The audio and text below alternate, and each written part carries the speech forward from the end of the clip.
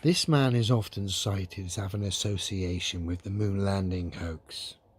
I think that's a red herring. This is the man that everyone should be looking at as far as the moon landing hoax. Ray Harryhausen, 60s, 70s special effects genius. I've cited him before with his Jason the Argonaut special effects, comparing it to NASA, and going one step further. I'm going to say today that Ray worked with NASA on the Apollo missions, or they certainly used his special effects, because we're going to compare footage from one of Ray's films, The First Men in the Moon from 1964, to Apollo 11, the supposed moon landing 5 years later by NASA in 1969. The similarities are unbelievable. It's obvious NASA have used the same style special effects. First up, let's look at Apollo 11. Supposed docking. We're interested in the interaction between the craft and the moon, i.e. the way it's shot. And then we're going to compare it to Ray's film from 5 years earlier, which was 1964. Bear with me. First up, NASA, Apollo 11. The coming home, so to speak, of the pantomime prop. But let's have a look. No sound. We're interested in the interaction between the supposed craft and, in this case, the moon behind it.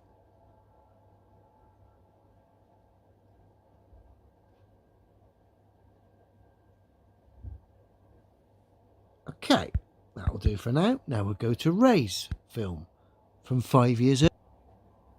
Now here's Ray's film from 5 years earlier. Again, we're interested in the interaction between the craft and the moon.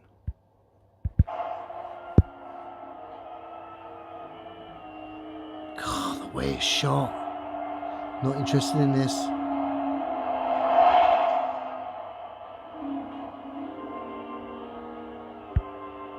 Wow. I've got to say, that's exactly the same style special effects. Should we have a look one more time?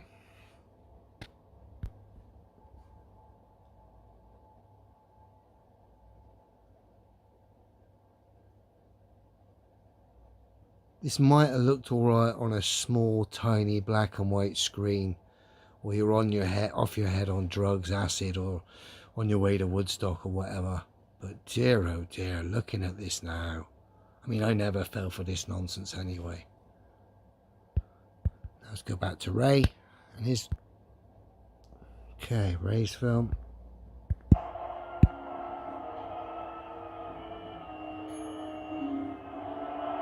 Not interested in this bit. This. Wow. It's exactly the same special effects that NASA used. It's the same. Let's check Ray's schedule for the same time the Apollo program was going on. Bear with me.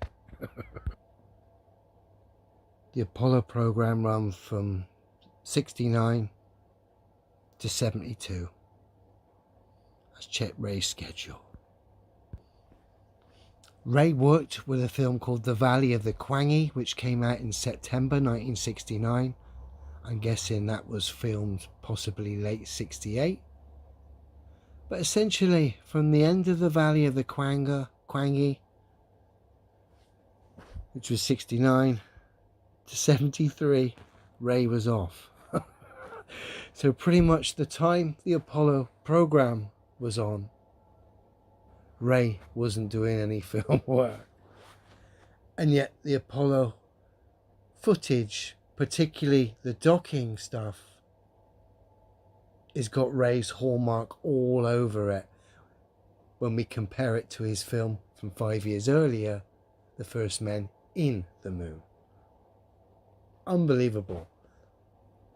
It's obvious the moon landing is ridiculous. You've only got to look at the evidence that is the footage. Comedy gold. But then when you compare it back to old special effects at that time, and one man sticks out, Ray, particularly when you compare it to one of his films involving the moon and spacecraft. It's exactly the same style special effects. It's obvious the moon landing's just a daft pantomime. Why? To get you to believe you live on an absurd ball flying through a vacuum. Ridiculous. Sorry if you think this is true. It's not. It's clearly absurd. The only thing pushed as evidence to back that absurdity is the moon landing. And quite clearly, again, we've exposed it for the nonsense that it is. I'm a bit gutted that Ray would seem that he was involved in that, because I'm a fan of his old movies. But it is what it is.